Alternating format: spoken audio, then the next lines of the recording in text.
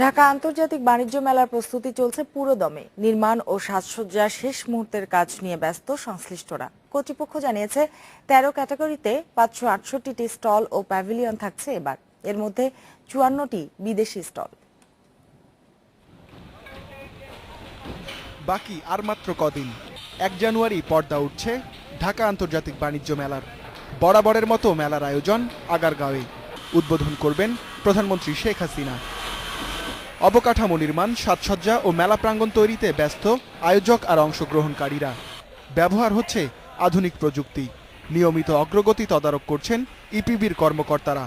নির্ধারিত সময়ের মধ্যে কাজটা শেষ করব, আর তারপর থেকে আমাদের প্রোডাক্ট সাজানো গোছানো, যেন মেলা শুরু হওয়ার দিন থেকে আমরা সেলটা শুরু করতে পারি। সবসময় ইন্টারন্যাশনাল প্রোডাক্ট নিয়ে কাজ করি।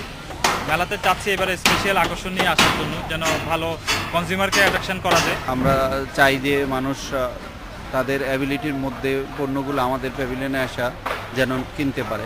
এবারের মেলায় সর্বোচ্চ গুরুত্ব দেয়া হচ্ছে রপ্তানি বাণিজ্যকে, জানিয়েছে আয়োজক কর্তৃপক্ষ। দেশি পণ্যের ভোক্তা বাড়াতেও নেওয়া হচ্ছে বিশেষ কৌশল। বাংলাদেশের পাশাপাশি ভারত, মালয়েশিয়া, থাইল্যান্ড, যুক্তরাষ্ট্র সহ অংশ নিচ্ছে 20টি দেশ।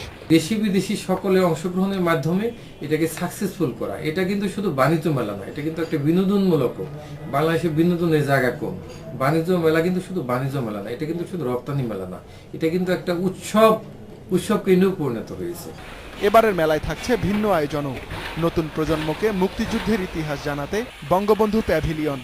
এছাড়া থাকবে 2টি মা ও শিশু কেন্দ্র। মাসব্যাপী এই মেলার আয়োজক বাণিজ্য মন্ত্রণালয় ও রপ্তানি উন্নয়ন bureau. Ruhul Amin, independent news, Dhaka.